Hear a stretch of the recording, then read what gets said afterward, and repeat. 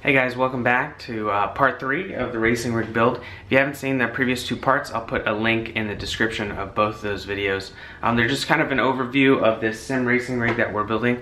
So we're nearly done. All I have to do now is add some of this trim, just to give it a little bit of a nicer look. So we're doing that now, and then hopefully we can go ahead and start with the disassembly of our pedals, and then mounting of all the electronics. So here we go.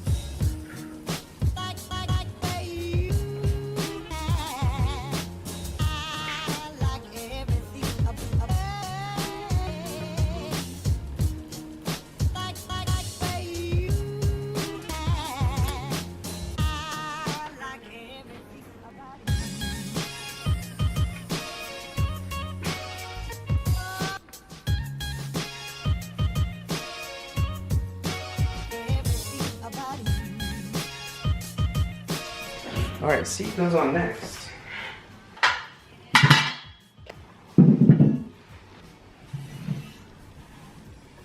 So, I think, I'm not 100% sure on this, but I think you can mount this way or this way. I'm planning on putting it small side down because I want to be able to lift up on the handle. If you can see the action here, you have to lift up to release it. And I want to sit in the chair and lift up on it and be able to slide instead of having to push down on it. It didn't come with any instructions or anything, so I'm just going to mount the metal mount on the seat.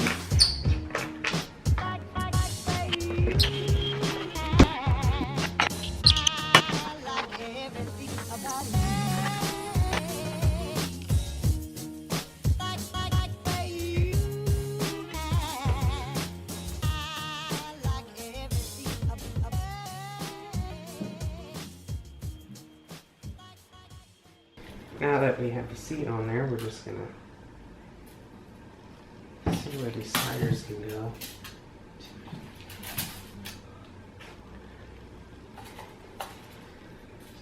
Here I'm measuring where I want these to be.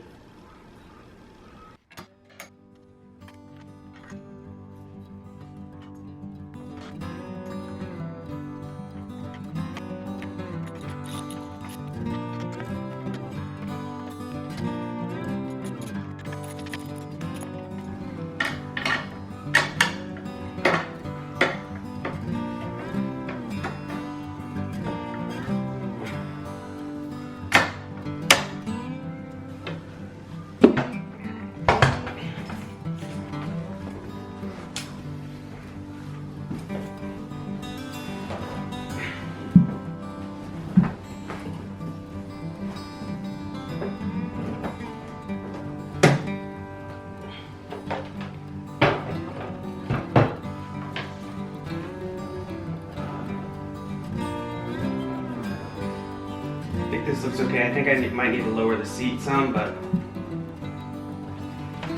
So also, I'm going to be mounting these pedals inverted on there, so we're going to go ahead and disassemble these.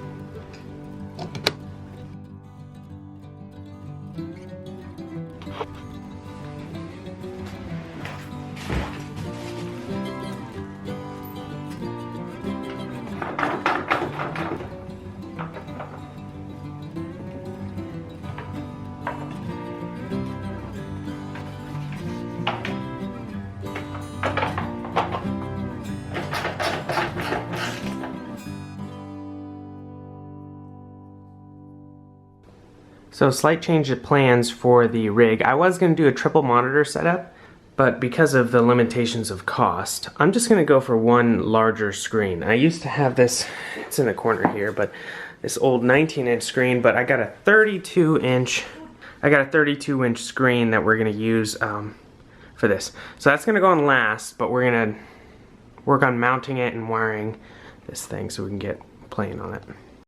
So for those of you who don't know what this is, on the back of the seat I have mounted a tactile transducer. And what this does is it just takes some of the audio inputs through an amplifier and turns it into vibrations, kind of like a subwoofer, except it just doesn't have a speaker. But it vibrates. It uses this magnet, I'm assuming, to vibrate a piece in there to make it feel like you have actual vibrations in a car. I'm going to take this one off because I'm getting another one. The other one is going to go on here, but this one I'm going to be placing underneath because I won't be able to get to it later. So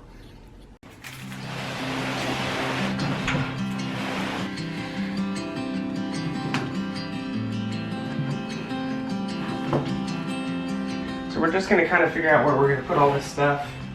So under here is there's some pass-throughs you can see for wires to go through, and under here is the seat region.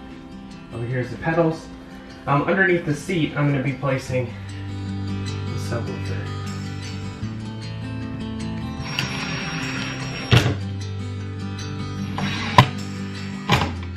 Here I'm just mounting the amplifier for these transducers. I'm just going to put this in a place that'll be in a good enough spot where I can still access all the buttons and controls.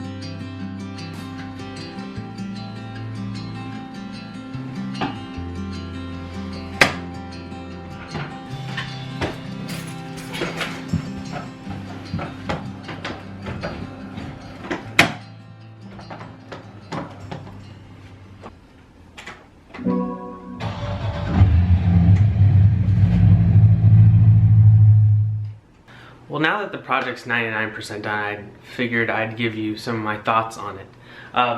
So, just wanted to cover a few things. Obviously, a lot of these parts that I got with this project, to include the gaming system, the PlayStation, the seat, as well as the sound system and all that other stuff, I already had. So in regards to cost, all the materials that I used for this, to include the lumber, MDF, as well as the hardware, and also the vinyl and the carpeting, all that stuff cost just under 250 bucks. So if you have a rig that you built yourself and you want something a little bit of a higher quality, this is definitely a way to go. I really feel like $250 isn't that much to spend for something that's this nice. So in regards to build time, it took me quite, I work full time, so I was working this on my working on this on my time off. So just a few hours or a few days here and there. So it took me several weeks actually to finish this.